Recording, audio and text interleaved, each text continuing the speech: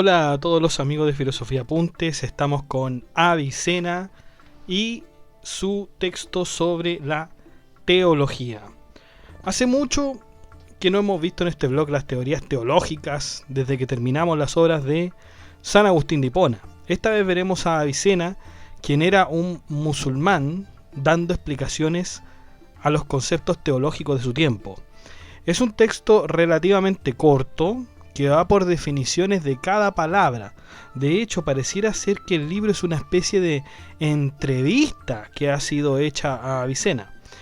Entonces veamos qué nos depara este texto sobre teología, que por cierto es el último que vamos a ver de Avicena, pero no por ser el último menos fundamental. Así que sin más dilación, vamos allá.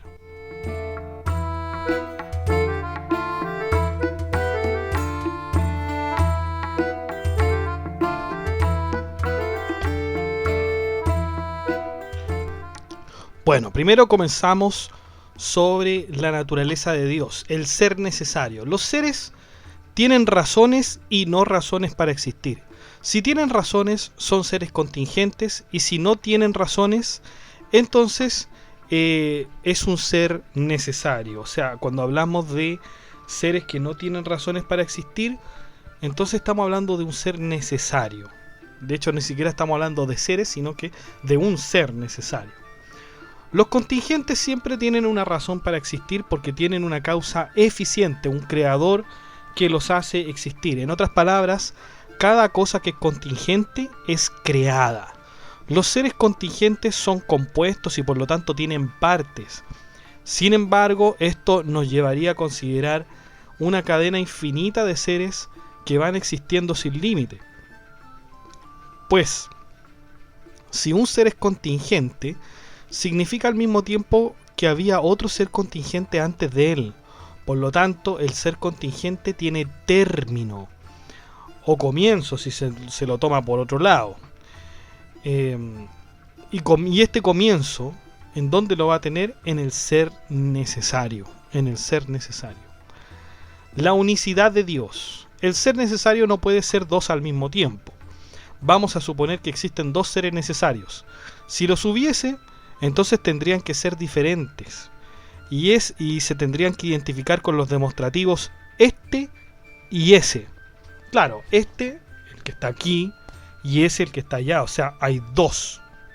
Por lo tanto, eso sería un absurdo en cuanto a un ser necesario, porque un ser necesario es uno.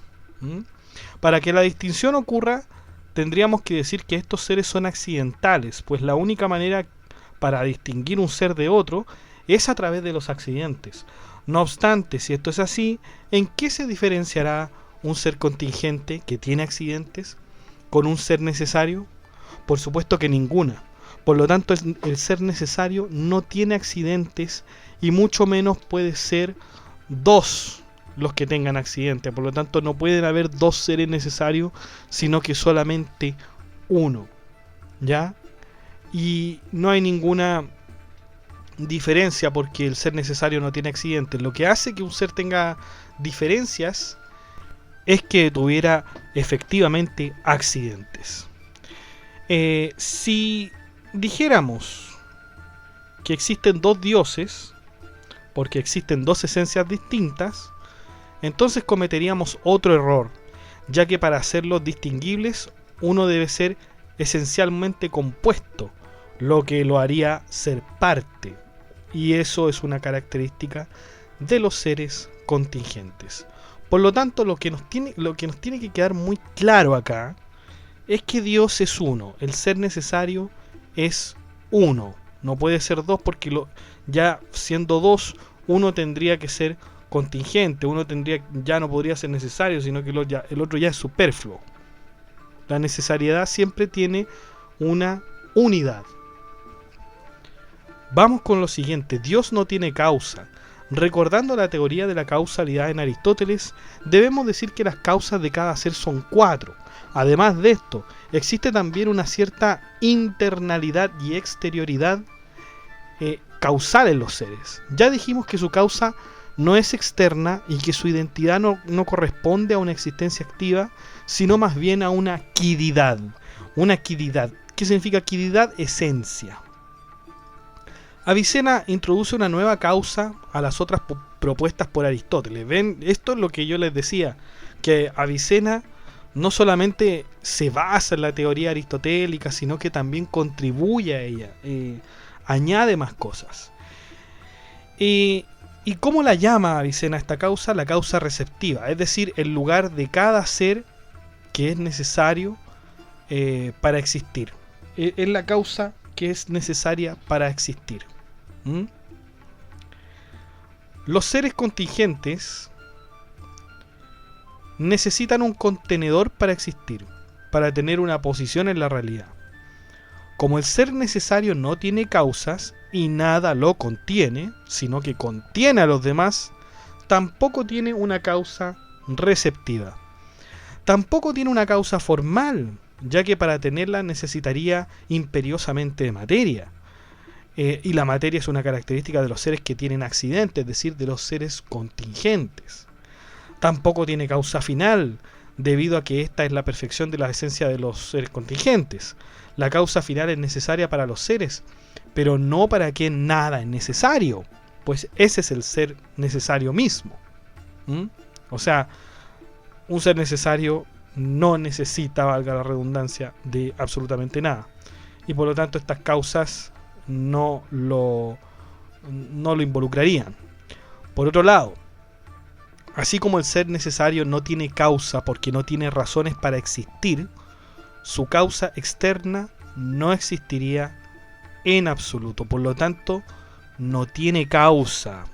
Aquí lo que está diciendo Avicena es básicamente que Dios, o en su caso Alá, no tiene causas.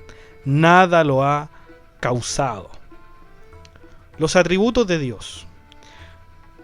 Pensado de que Dios es un ser perfecto que solo tiene esencia, entonces sus atributos serían conocedor, viviente, dispuesto, omnipotente, hablador, vidente, capaz de oír y poseedor de todos los atributos que contengan amor. Los atributos de Dios deben tomarse todos juntos, pues si Dios mismo es una unidad, todo lo que está en Él también lo es. Por lo tanto, sus atributos se tomarán como positivos y negativos al mismo tiempo. Esto se ve en que Él es causa de sí mismo y además es la causa de los otros. Claro, habíamos dicho que no tiene causa. En efecto, no tiene causa en el sentido de que nadie lo causa. Es causa de sí mismo. El conocimiento de Dios. Todos nos preguntamos de dónde viene el conocimiento. Pero si aceptamos que hay un ser necesario del cual todos los seres contingentes dependen, entonces el conocimiento proviene de dicho ser necesario que es Dios. Dios se conoce a sí mismo, conoce su conocimiento y además conoce a todas las cosas que son objeto de su conocimiento. Añadido a esto, Dios conoce todos estos, ¿no es cierto? Todos estos seres en virtud de un solo conocimiento, es decir, su único conocimiento abarca a todos los seres. Actos emanados de Dios. En realidad Dios tiene solamente un solo acto, pues si tuviera dos, el agente sería compuesto y tendría que dividirse, lo cual es absurdo. Tampoco lo que emanó de Dios fue un cuerpo, puesto que de ser así, también Dios sería una especie de cuerpo. Bajo este respecto, lo primero que debió haber emanado de Dios es una sustancia que sería llamada primera inteligencia. Primera inteligencia. Esta es una clara mención, ¿no es cierto?, a la teoría plotiniana de la emanación del uno. No es que Avicena haya conocido a Plotino, sino que esto se relaciona, ¿no? Las emanaciones de esta inteligencia serían las siguientes. Primera inteligencia, la segunda es el alma, la tercera es los cuerpos del cielo, y cuarto, la materia de los 4 elementos, agua, tierra, fuego y aire. Así Dios es totalmente unicidad, así como también sus actos y todo lo que pertenezca a Él. Ojo con esto. Vamos a repetirlo. Dios es totalmente unicidad, así como también sus actos y todo lo que pertenezca a Él. Recordar esta oración, por favor. Predestinación. Avicena indica que el tema de la predestinación es tremendamente difícil de tratar, por lo que hará su mejor esfuerzo. Para el trato de este tema, Avicena recurrirá a ciertas proposiciones. Primera proposición: todo el mundo está predeterminado por Dios, además de que todo es previsto por Dios en cuanto al mundo. El mundo tiene un orden que se rige por la rectitud y la corrupción. Por más malo que parezca el mundo, todo corresponde a un orden. Y fíjense que esto nos recuerda a la frase que tratábamos de recordar, que es: Dios es totalmente unicidad, así como también sus actos y todo lo que pertenezca a Él. Por lo tanto, de aquí se colige, se entiende algo muy importante, chicos. Para Avicena, el mundo tiene las características de Dios. Tiene las características de Dios. Es decir, el mundo también es eterno. El mundo, como usted lo conoce, también es eterno. También es eterno. ¿Por qué? Fíjese usted que en otros textos de Avicena, en el cuarto de física me parece, y si no es ahí, es en psicología, Avicena nos decía que existen seres que son posibles de existir. Son posibles de existir. Entonces, si el mundo fue posible de existir, o sea, el mundo existe. El mundo existe. Por lo tanto, es plausible, es totalmente acertado decir que el mundo tuvo la posibilidad de existir, ¿no es cierto? Porque antes de que existiera el mundo, ¿qué había? Había la posibilidad de que existiera el mundo. ¿Se dan cuenta? ¿Y dónde estaba esa posibilidad de creación del mundo? Estaba en Dios. Estaba en Dios esa posibilidad. Más aún, si nosotros quisiéramos extrapolar esto y entenderlo de mejor manera, el mundo estaba en la mente de Dios. En la mente de Dios. Esa posibilidad de que el mundo existiera estaba en la mente de Dios. ¿Y esto qué significa? Que entonces la posibilidad de que el mundo existiera siempre existió. Esa posibilidad era eterna. De hecho, coeterna con Dios.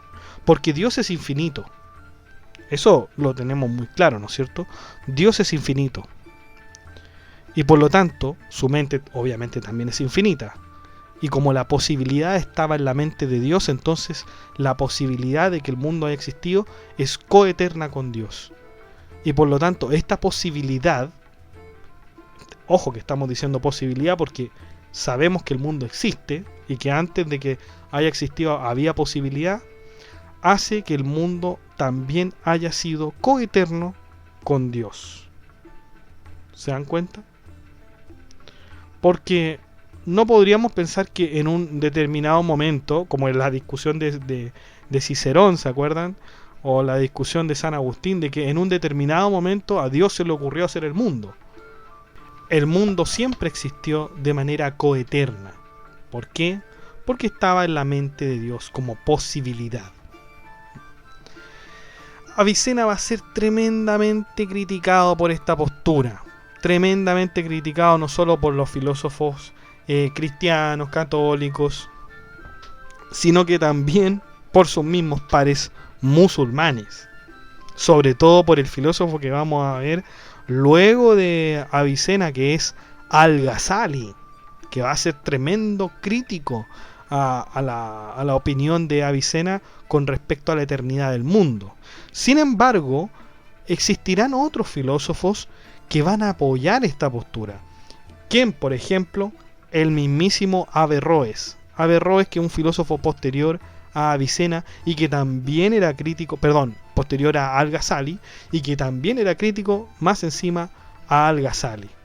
Pero Averroes también no se las va a llevar peladas, ¿no? A Averroes también lo van a criticar, sobre todo la figura grande de la filosofía medieval cristiana, que es Santo Tomás de Aquino. De hecho, él mismo va a tener un un texto que se llama Contra Averroístas, que es bastante polémico y belicoso en cuanto a la filosofía musulmana y sobre todo de Averroes. ¿Mm? Así que este concepto de la eternidad del mundo pertenece a Avicena. Pero ojo que no pertenece a Avicena totalmente, porque esta idea es también de Aristóteles y es también de los intelectuales griegos. Los griegos decían que el mundo siempre había existido. ¿Mm? Por lo tanto, Avicena toma esta postura y le parece, como buen aristotélico, le parece totalmente plausible. Esa es la primera proposición. Todo el mundo está determinado por Dios. Vamos con la segunda. Los antiguos filósofos mantenían que la recompensa sobreviene de un cierto placer del alma, mientras que el castigo sobreviene de cierto dolor del alma. Cuando el alma está más cerca de Dios, es cuando está en su perfecta plenitud. Tercera proposición. La restauración después de la muerte significa que el alma vuelve de donde venía. Platón sostenía que todo había sido planeado y previsto, y en base a esto existen los mandamientos y las prohibiciones. Los mandamientos son para aquellos que conocen cómo deben actuar en adelante, mientras que las prohibiciones son la abstención que deben tener todos los seres. Dentro de los mandamientos y las prohibiciones están las alabanzas y las culpas que darán al hombre una directriz de cómo debe comportarse. No es correcto torturar a un hombre que ha cometido el mal, es decir, no se debe juzgarlo y mucho menos violentarlo, pues ese hombre, por conocimiento o no, será juzgado en la otra vida y Dios será quien lo juzgue. Sobre la profecía. Por supuesto, como los hombres son seres contingentes, necesitan de un ser necesario. ¿Quién puede estar más cerca de Dios? Aquel hombre que obedezca todos los mandamientos y que tenga una conducta irreprochable. Este hombre será aquel que llevará las leyes consigo para luego dárselas a los demás. Dicho hombre será llamado profeta, y es perfectamente posible que exista, porque su perfección, entre comillas, será determinada por sus cualidades presentes en comparación con otros hombres. ¿Cómo hará el profeta para llamar la atención de las masas si éstas no saben de metafísica o teología? Es en ese momento en que el profeta debe recurrir a las parábolas y las metáforas para que los demás puedan entender.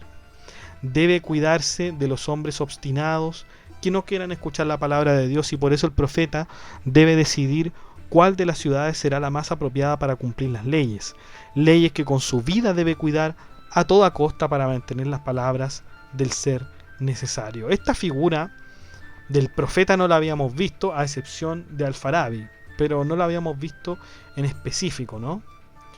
Sobre la oración. Avicena dice que Dios, partiendo los seres más superiores hasta crear los más inferiores, pero entre todos ellos el hombre es la creación más alta que haya hecho. El hombre fue compuesto de muchas cosas a través de una sola esencia. Sus órganos y pensamientos son complejos en frente a todos los demás seres, quizás más débil que otros animales, aún más grandes, pero mentalmente mucho más superior.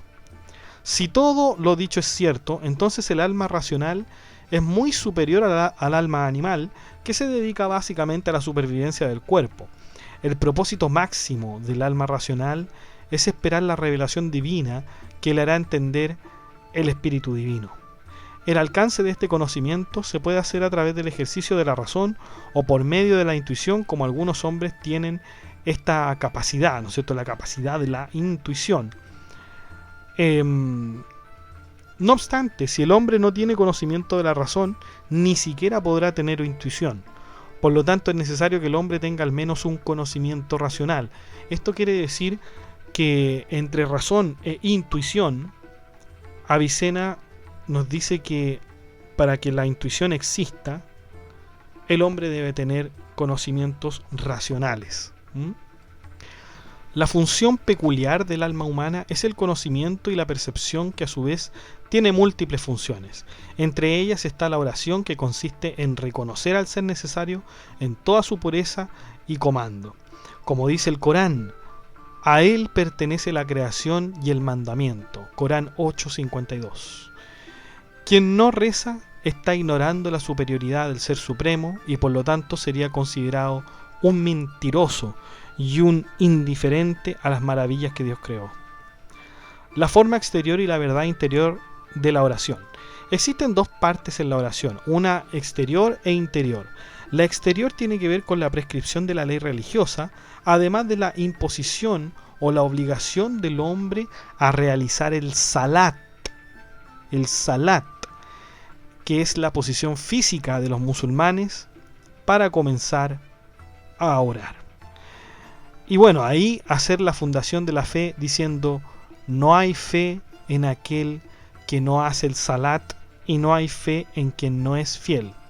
Cuando el alma se somete a los mandamientos de Dios, el cuerpo debe hacer lo mismo haciendo esta postura.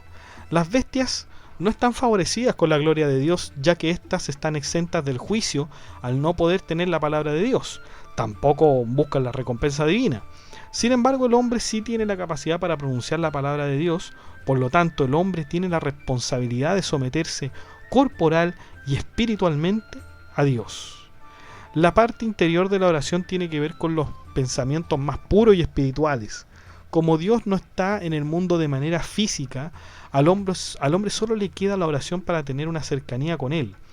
Es así que se dice: el hombre en oración está en secreta conversación con Dios. Avicena ve a la oración como una obligación del hombre para seguir el bien. Cuando el hombre no está acostumbrado al bien, necesita ser regañado para seguir la línea nuevamente hasta que la oración y la conducta de esta sea internalizada. Es decir, debe haber un hábito en la oración. Esto me recuerda mucho al Talmud y a lo estricto que son los judíos con la oración también. Si ustedes han leído el Talmud, verán que hay muchas veces y muchas ocasiones en que el judío debe orar. Y fíjense que, de hecho, en el mismo Talmud se explicaba que cuando el hombre no hace la oración, no reza, en realidad se está olvidando de Dios. Eso quiere decir que el hombre que no reza, que no hace la oración, en realidad se está olvidando de Dios cada día. Por lo tanto, vemos que tanto los musulmanes, o tanto más bien la visión de Avicena, es que siempre debe haber oración. Siempre debe haber oración. Vida después de la muerte. Mahoma ha dicho que la verdadera felicidad se encuentra luego que el alma se separa del cuerpo en la muerte. Sin embargo, el cuerpo tiene que ver también, si no en gran medida, con la felicidad, con el placer tiene que ver. Por ejemplo, refirámonos a todos los placeres mundanos, que nos dan cierta satisfacción. Es cierto, dan placer temporal, pero el placer que va mucho más allá de los mundanos es el espiritual. La felicidad tiene que verse con relación al ser más feliz de este mundo, que sería Dios, más feliz entre comillas. ¿Tiene Dios placeres o necesita placeres humanos para ser feliz? Por supuesto que no. Mientras más mantengamos nuestro espíritu cultivado, entonces seremos más felices que otros hombres que se enfocan en los placeres carnales. Quienes estén apegados a los anhelos del cuerpo jamás podrán ser felices en la otra vida, pues desearán tener el cuerpo que tenían. Por lo tanto, el anhelo del alma debe ser mucho más fuerte que el del cuerpo para alcanzar la felicidad en el mundo después de la muerte. Una vez que el alma se separó del cuerpo, ésta se reúne con otros seres similares sin tener ninguno de los atributos de la materia. Y con esto, chicos, hemos terminado el libro de teología de Avicena. Por primera vez en este blog vemos las palabras de Mahoma, aunque luego tendremos la bibliografía y las ideas del Islam. Podríamos decir que este libro de Avicena es como la parte práctica de la metafísica que tiene. Muchos filósofos se han preguntado sobre la vida después de la muerte y la mayoría concuerda con que la felicidad está en las facultades del alma mucho más que en las del cuerpo. Sin embargo, hay que reconocer que los placeres del cuerpo suelen ser mucho más poderosos y dominantes que los racionales. En fin, Avicena llama a dejar las facultades animales y acercarse a las espirituales, añadiendo el aspecto religioso del comportamiento. La oración, por ejemplo, que nos desvía de las cosas corporales y más animales. Esto ha sido todo, Avicena, todos los textos que hemos visto, a excepción, chicos, del canon de medicina. Del canon de medicina, que es un libro enorme, que tiene mucha importancia, donde se recogieron muchos conceptos de medicina que hasta el día de hoy se le agradecen a Avicena, pero como se desvía un poco o bastante de nuestro análisis filosófico en este blog, no lo abordamos y no lo abordaremos. Sin embargo, para aquellos que estén interesados en el canon de medicina, yo creo que bien lo podrán encontrar en eBay o en Amazon. Deberían encontrarlo. Yo solamente vi su versión en árabe, no la vi en inglés ni mucho menos en español. Por cierto, casi todos los libros de Avicena están en inglés, ¿no? Muy pocos libros están en español con Avicena. Avicena, un personaje importante que se va a repetir en la boca de los filósofos medievales. Por lo tanto, es un filósofo a considerar, chicos. Es un filósofo a considerar. Si a usted este nombre no le suena, el nombre de Avicena no le suena, excelente. Entonces, investiguemos quién es. Así que eso ha sido todo con la obra de Avicena. Y vamos a ir con la obra de un crítico de Avicena. De un crítico tremendo. Yo me sorprendí cuando tuve que leerlo. Un crítico tremendamente religioso, muy religioso, que odiaba la filosofía, la odiaba de alguna manera, pero a pesar de esto, a pesar de que odiaba la filosofía, hablaba filosóficamente y de todas maneras hacía filosofía. Vamos a hablar de Al-Ghazali en los próximos podcasts.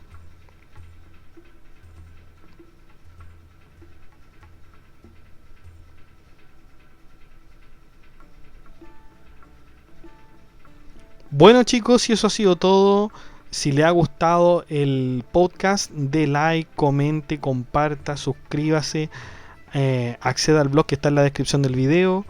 Puede usted hacer un aporte voluntario en la cuenta PayPal que está en la descripción del video, o puede hacer también un aporte en la red social Patreon de la misma forma. Y bueno, eso ha sido todo. Que estén muy bien, chicos, cuídense, nos vemos.